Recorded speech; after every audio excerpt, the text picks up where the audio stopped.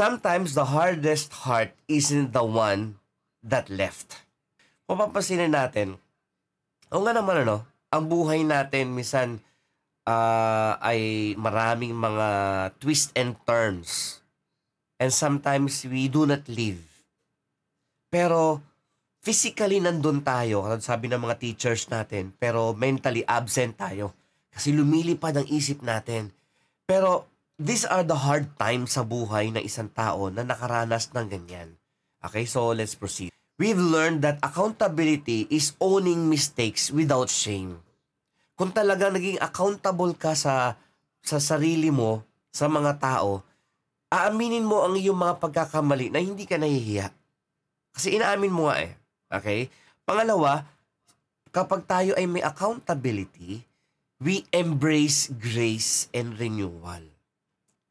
From the people na pinagkasalaan natin, pinagkakulangan natin, o yung mga tao, on reverse, yung mga tao nagkulang sa atin pero lumalapit, we give grace and renewal. At yan din ginagawa ng Diyos. Today, ito pong titingnan natin. Yan. Accountability is about empathy and forgiveness. So doon naman tayo sa brother doon sa Luke 15:25-30, yung brother of the prodigal son. So let's talk about accountability, which includes empathy and forgiveness. Let's read po muna. Accountability becomes a path to healing when families and faith communities replace the performance and silence sufferings with safe spaces for forgiveness, honest reflection, and empathy in spite of generational gaps. We want yung path towards healing And this is something na na-realize ko na po talaga na yung inner healing or tawagin na nating mental health awareness, even a spirituality, they are all, kumbaga, nagja-jive sila when we talk about the Bible. At when we talk about accountability, there is forgiveness and empathy. Okay? Tingnan muna natin to. Ano ba ibig sabihin na accountability? Ang ibig sabihin na accountability, ikaw ay being held responsible for others. Kumbaga, alam ng iba na meron kang responsable ka sa kanila. Kung ikaw ay misis, alam ng mister mo na may responsibility ka sa kanya. Baliktarin natin, misis ay may, ang mister may responsibility sa kanyang sa kanyang mister. So, in other words, accountability is taking responsibility for one's words and actions. Kung ano yung ginagawa mo at sinasabi mo, hindi mo sinisisi sa iba yon. Kapag ikaw ay example lang, napamura ka, hindi mo sabihin na, alam mo, nagmura ako kasi ikaw masama ugali mo That's not accountability. Ang accountability ay, nako, nakapagmura ako, na-carried away ako sa sitwasyon natin. So, ako yung mali. Ganon. So, that's accountability. So, ituloy natin. Pag-usapan natin kung anong kinalaman ng accountability with forgiveness and empathy. Forgiveness, alam nyo na yan, yung pagpapatawad. Yung empathy, maybe iba sa inyo ay bago sa word na to, kabaliktaran siya ng sympathy. Ang sympathy ay parang ganito. Ay, malungkot ka, kawawa naman. Sympathy. Ang empathy, minsan no words yan. Minsan nandyan lang siya tahimik, nakasama mo. At habang nag-suffer ka, nandyan lang siya. At hindi ka ginajudge, ni-receive ka at iba pa. So let's talk about that more. So Bible verse yan ay nasa parable of the prodigal son. Punta na tayo sa prodigal brother. Okay, basahin natin itong mga verses na to. So, nasa verses 25-30 na tayo. Last portion na to nung series about accountability. Ang buhay natin, marami tayong question. Feeling natin unfair ang buhay. Pero let me remind you na ang Diyos ay merong forgiveness and empathy. Tayo bilang tao, na feeling natin unfair ang buhay, may mga tao na mas unfair ang buhay sa kanila na kailangan nating mas maawa nga sa kanila. Kapag tayo ay nakafocus sa sarili natin, medyo maraming mga bagay na mariresolba kung simulan natin na maging accountable. At ang ibig ko sabihin ay maglaan ng pagpapatawad at empathy sa mga tao na mas hindi pinalad. I have here 5 questions and mabilisan lang po, I will share this sa inyo. Okay? Give me a few minutes lang. Ano ang dapat mong gawin kapag nakakaramdam ka ng unfairness? Unfair ang buhay. Habang talagang binibigyan ng pangalawang pagkakataon yung iba na nagkasala. Anong gagawin mo? Ate Lorna, para unfair. Para hindi patas Ano dapat mong gawin? So, what we need to do ay mag-respond ng may mabuting pananaw. Kapag feeling mo unfair ang buhay, tingnan mo ang sarili mo ng may maayos na pananaw. Kailangan ang pananaw mo ay nakaugat sa pananampalataya at sa pag-unawa. Hindi na gets nung prodigal brother yung sitwasyon nung kapatid niya na mas kawawa kumpara sa kanya. Siya, tama, napagod siya, pero at the same time, hindi siya napahiwalay sa parents niya. Pero of course, may suffering din yung prodigal brother. Pero mawawala yung feeling of unfairness niya kapag makita niya na, uy, mas kawawa pala tong kapatid ko kaysa sa akin. Ano yun? Yung feeling na gano'n. So, life is unfair, especially kapag mali yung pananaw natin. Pero ayusin natin yung pananaw natin or perspective natin. When perspective is everything, mawawala yung feeling mo na parang parang unfair ang buhay. Okay? Next po. Question number 2. Sa tingin mo ba naging mabuting ama ang iyong tatay? Okay, give me a chance na tanungin ka. Okay, lahat na nandito. All 30 plus of you. Sa tingin mo ba naging mabuting tatay ang tatay mo? Sa iyo. Yung tatay mo na napansin ang iyong mga pagsisikap? Yan. Medyo isip-isip lang. Ngayon, let God search your heart. Kung meron kang tampo sa tatay mo, I mean, yung literal na tatay mo, yung physical father mo, tonight o today, kailangang magpatawad ka sa tatay mo. Sa mga feeling mo na unfair ang tatay mo sa iyo. And be aware of the side of your heart na alam mo, kailangan mong tumanggap ng inner healing sa puso mo. For the sake mo, patawarin mo ang tatay mo. Dahil ang tatay natin sa langit, nagpapatawad sa atin. Hindi perfect ang mga tatay natin for sure. Tatay ako, hindi ako perfect sa mga anak ko. Pero mayroong tatay tayo na perfect. If God is your Father through Jesus Christ, then hindi unfair ang Diyos sa'yo. Express the hurts and pains. Ngayon, wala tayong chance na pakinggan ko kayong lahat. Pero sa puso mo, baka may nare-recall ka na itong ginawa ng tatay ko sa akin, unfair ang tatay ko. Dapat mas naging mabuting tatay ang tatay ko. If you feel that, those hurts and pains, well, dito, pangalanan mo yon, and then, katulad sinabi ko kanina, patawarin mo ang tatay mo. Okay? Pause tayo ng konti. Sabihin mo sa sarili mo, Lord, pinapatawad ko ang tatay ko. Pinapatawad ko si tatay. Lagyan nyo ng pangalan. I pray God is healing you right now. Sunod tayo. Number 3 question. Anong mga aral ang maaaring matutunan natin tungkol sa kababaang loob at katapatan sa harap ng mga personal na pagkukulang? Okay? Sino dito ang walang pagkukulang? Okay, lahat tayo may pagkukulang. Ang sabi ng Bible sa atin, ang nagpapakumbaba, tinataas ng Diyos. Ang nagpapakataas, binababa ng Diyos. So ngayon, aminin natin na may pagkukulang din tayo. Okay?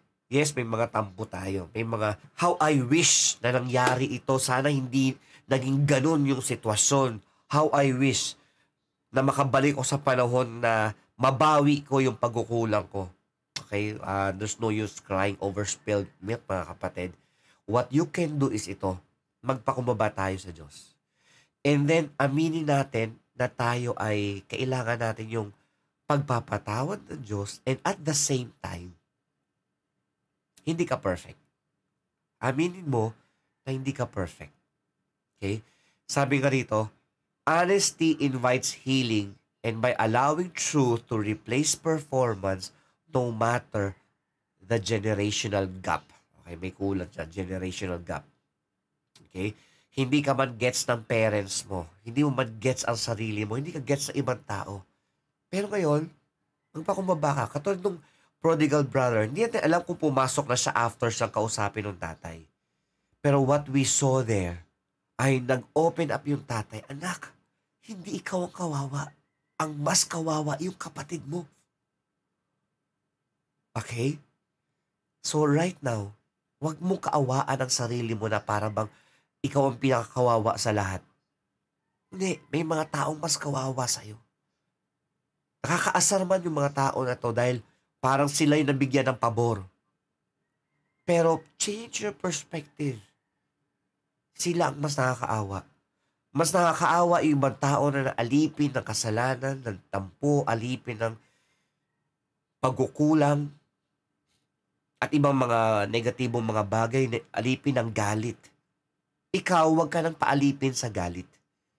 Pagpakumbaba tayo sa Diyos. And then let's tell those people na feeling natin unfair sila, unfair ang mga tao sa paligid natin. Actually, hindi tayo nakaranas ng unfairness. Sila ang nagdala ng unfairness sa buhay nila. And we are here to empathize. Ano, bigyan ko ng example para mas maging malinaw sa inyo. Minsan, may mga tao na nakagawa sa atin ng mga mali sa buhay. Na parang unfair ata itong ginawa niyang treatment sa akin. Pwede kang magalit, pwede kang ma-depress, pwede kang magtampo. Pero kung ang maramdaman mo ay awa doon sa tao na yun, na parang alipin siya ng galit at ng mga negatibong emosyon, dadagdag ka pa ba doon? You should be empathizing with those people. Like the prodigal brother to the prodigal son. And then there are people like the father na pinapaunawa sa atin yung sitwasyon. And then all we can say ay ganito. O nga no, sila yung mas kawawa, hindi ako. Gets niyo ako? Okay? Mas maunawaan niyo to sa mga next na question. Next question, paano tayo makakabuo ng pamilya at faith community na nagpapalago ng accountability sa diwa ng empathy and forgiveness? Ito yung next step. Ikaw, hindi sapat na ikaw lang yung mag-empathize at magpatawad. Look for people na willing din na mag-empathize at willing magpatawad. And build a force, a community na kung saan tutulungan nyo ang mga taong feeling nila unfair ang buhay, pastor. Unfair ang buhay. And tell them, alam mo, hindi unfair ang mga pangyayari. Maaaring unfair ang pangyayari. Pero hindi ka dapat magpaalipin doon sa feeling of being unfair ang mga pangyayari. Okay? We need fathers na merong empathy and forgiveness na magsasabi sa atin na, hey, hindi ikaw ang kawawa. Actually, you can be a source of empathy and forgiveness. Kapag nagpatawad ka sa mga taong nagkakasala sa'yo o kahit hindi sa'yo ang kasalanan, feeling unfair lang ang sitwasyon, kumbaga sa salitang nagre-release ka ng good vibes. Huwag kang matrap, okay? Let me repeat it once again.